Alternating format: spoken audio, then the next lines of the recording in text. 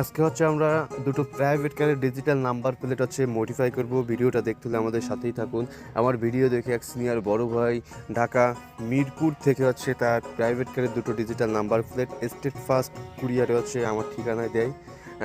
প্লেটটা হচ্ছে আমার হাতে আসার পর হচ্ছে আমি প্লেটটা দেখবো যে কেমন কন্ডিশনে আছে। আমি প্যাকেটটা খোলার পর হচ্ছে দেখবো প্লেটটা কীরকম কন্ডিশনে আছে। প্লেটটা দেখার পর হচ্ছে আমি এই প্লেটটা হচ্ছে ক্লিন করব। প্রথম হচ্ছে এটার কাজ হবে হচ্ছে এটা ক্লিন করার পর তারপর আমরা স্টিকার দিয়ে যে কাজটা করি, স্টিকারের কাজটা হচ্ছে আমরা সরাসরি চলে যাব। ভিডিওটা দেখতে হলে আমাদের সাথেই থাকুন। আমরা গ্লেসি ব্ল্যাক পেপার দিয়ে হচ্ছে পুরো প্লেটটা হচ্ছে কভার করে দেবো।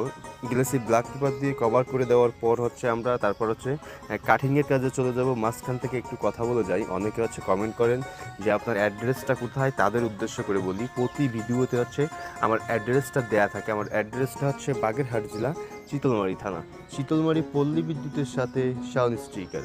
অবশ্যই আমার ভিডিও দেখলে প্রতি ভিডিওতে হচ্ছে আমার অ্যাড্রেসটা দেওয়া থাকবে।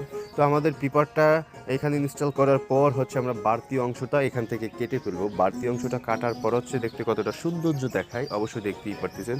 আর পুরো বাড়তি অংশটার পর হচ্ছে এই স্টিকারের উপরে হচ্ছে একটা ম্যাট পেপার থাকে। ম্যাট পেপারটা তুলে নিলে জায়গাটা কতটা সুন্দর গ্লোসি ভাবটা চলে আসে, একেবারে একটা শাইনিং ভাব চলে আসে, তা দেখতেই পারতেছেন। আর এটা কোনো প্রকার ওঠা সম্ভব নয়।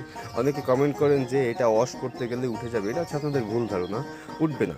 সে হচ্ছে আমার ভিডিও দেখে ঢাকা মিরপুর থেকে হচ্ছে তার প্রাইভেট কারের দুটো ডিজিটাল নাম্বার প্লেট হচ্ছে মডিফাই করতে পাঠালেন। আবার অনেকে কমেন্ট করেন যে আপনি কি ডিজিটাল নাম্বার প্লেট তৈরি করেন কিনা। তাদের উদ্দেশ্য করে বলি, ডিজিটাল নাম্বার প্লেট তৈরি করা আমার কাজ না, আমার কাজ হচ্ছে মডিফাই করে দেওয়া। সম্পূর্ণ ভিডিও সাথে থাকার জন্য অসংখ্য ধন্যবাদ।